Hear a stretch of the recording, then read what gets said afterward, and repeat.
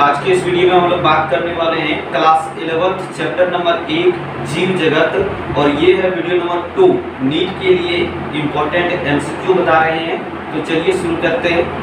तो दोस्तों ये है वीडियो नंबर 2। वीडियो नंबर 1 नहीं देखे तो लिंक डिस्क्रिप्शन बॉक्स में दिया गया है, आप वहां से जरूर एक बार चेक कर लेना। तो दोस्तों क्वेश्चन नंबर 21 है कि बिना जातिवृत्ति के वर्गीकी बिना मौस के हड्डी के समान है, यह किसने कहा? पहला ऑप्शन है ओसवाल्ड टिप्पो, ऑप्शन बी है जॉन हचिंसन, ऑप्शन सी है तख्ताजन और ऑप्शन डी है बेंथम तथा हुकर। तो इसका सही आंसर हो जाएगा ऑप्शन सी तख्ताजन। सही आंसर हो जाएगा इसका ऑप्शन सी तख्ताजन।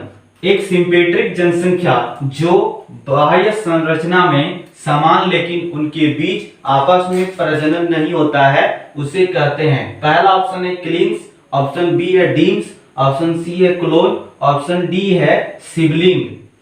तो दोस्तों इसका हिंट है कि सिबलिंग जातियां ऐसी जातियां हैं जो समान प्रकार के जनक से जन्म लेते हैं लेकिन ये प्रजनन नहीं कर पाते हैं। अगला क्वेश्चन है यहाँ पर 5 संघ के वर्गीकरण पद्धति में किसी एक संघ में नीले हरे शैवाल यानी नील हरित शैवाल जिसको साइनोबैक्टीरिया कहते हैं, नाइट्रोजन स्थिरीकरण जीवाणु तथा मिथेनोजेनिक आर्कीबैक्टीरिया अथवा जीवाणु आते हैं।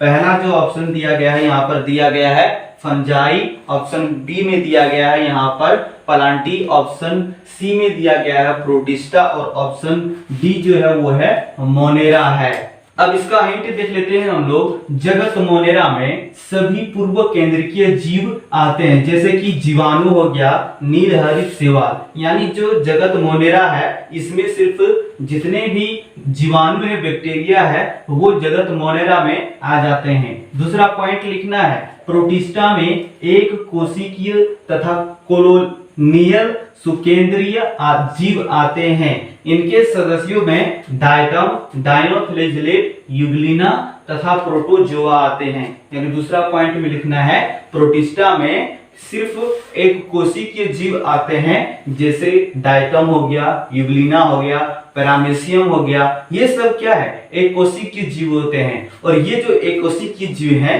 ये जगत प्रोटिस्टा में आते हैं। ठीक, तो इसका सही आंसर हो जाएगा ऑप्शन डी मोनेरा। इसका सही आंसर हो गया ऑप्शन डी मोनेरा।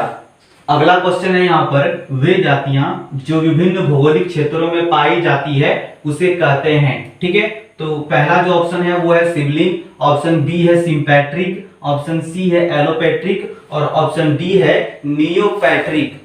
इसमें पहला हिंट लिखना है 2 या 2 से अधिक जातियां जो आपस में प्रजनन नहीं करती है लेकिन बाह्य संरचना में काफी समानता होती है, काफी समान होते हैं, उसे सिबलिंग जाति कहते हैं। इसे हम लोग क्या कहते हैं? सिबलिंग जाति कहते हैं। अब दूसरा जो पॉइंट लिखना है सिंपेट्रिक जाति किसे कहते हैं, इसमें लिखेंगे वे जीव या फिर वे जो एक ही भौगोलिक क्षेत्र में रहते हुए जो जनन है प्रजनन है वो नहीं कर पाते हैं, उसे सिंपेट्रिक जाति कहते हैं। और इसका जो इस क्वेश्चन का सही आंसर हो जाएगा ऑप्शन नंबर सी एलोपैट्रिक। ठीक है, लिख लेना है, इसका आंसर हो जाएगा ऑप्शन सी एलोपैट्रिक हो जाएगा।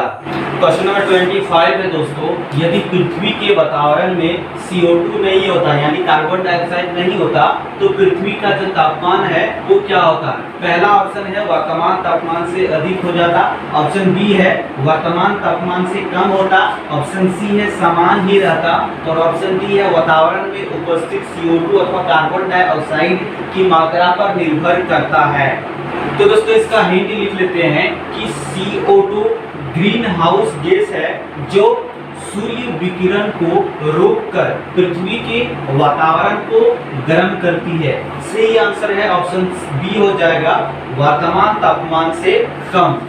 क्वेश्चन नंबर 26 है जीवित जीवों के वर्गीकरण का मुख्य उद्देश्य है।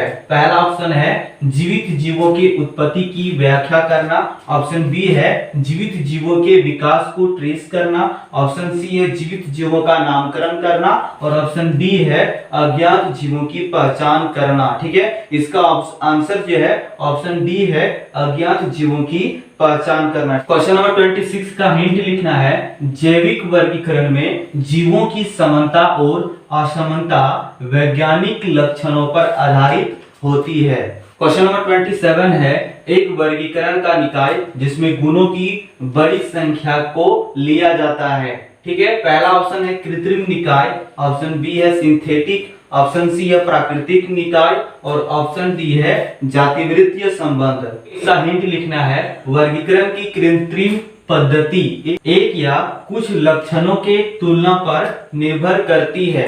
प्राकृतिक वर्गीकरण की पद्धति बहुत अधिक प्राकृतिक लक्षणों पर आधारित होती है। जातिवृत्तीय वर्गीकरण की पद्धति को जूसी ने प्रस्तावित किया था। जूसी ने प्रस्तावित किया था और इसमें जीवों के बीच जैव विकास के संबंध पर अधिक ध्यान दिया गया।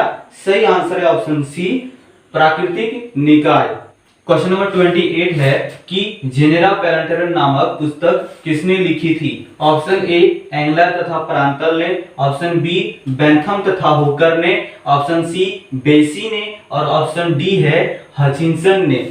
दोस्तों इसका हिंट देख लेते हैं, बेंथम तथा हुकर ने जेनेरा पैलेंटेरम नामक पुस्तक लिखी थी, तो इसका सही आंसर हो जाएगा ऑप्शन नंबर बी, बेंथम तथा हुकर ने। क्वेश्चन नंबर 29 है, सभी जीवित तंत्रों का सर्वाधिक महत्वपूर्ण लक्षण है। पहला ऑप्शन है O2 का प्रयोग कर ऊर्जा उत्पादन करना, ऑप्शन बी है आनुवांशिक सूचना का प्रतिलिपिकरण करना, ऑप्शन सी है युग्मकों का उत्पादन करना और ऑप्शन डी है सूर्य की ऊर्जा का प्रयोग करना। इसका हिंट लिखना है, आनुवांशिक सूचना के प्रतिलिपिकरण के कारण आनुवांशिक सूचना एक पीढ़ी से अगली पीढ़ी यानी दूसरी पीढ़ी में स्थानांतरित होती है। तो सही आंसर हो जाएगा ऑप्शन बी, आनुवांशिक सूचना का प्रतिलिपिकरण करना। क्वेश्चन नंबर 30 है दोस्तों कि आपेक्षिक जैविक प्रभाविता अथवा आरबीई से अभिप्राय उन क्षतियों से है जो होता है। पहला ऑप्शन है कम ताप द्वारा, दूसरा ऑप्शन है उच्च ताप द्वारा, ऑप्शन सी है एन्सेफेलाइटिस द्वारा और ऑप्शन डी है विकिरण द्वारा। इसका हिंट है, आपेक्षिक जैविक प्रभाविता अथवा आरबीई के अध्ययन में प्रयोग किए जा रहे विकिरण की मात्रा उतना ही प्रभाव डालती है जितना मानक विकिरण डालती है। सही आंसर हो जाएगा ऑप्शन नंबर डी, विकिरणों द्वारा। ठीक है, तो दोस्तों अगर आप इस चैनल पर नए हैं तो चैनल को सब्सक्राइब कर लेना, बेल आइकन को प्रेस करके ऑल पर क्लिक कर लेना। मिलते हैं नेक्स्ट वीडियो में, तब तक के लिए जय हिंद, जय भारत।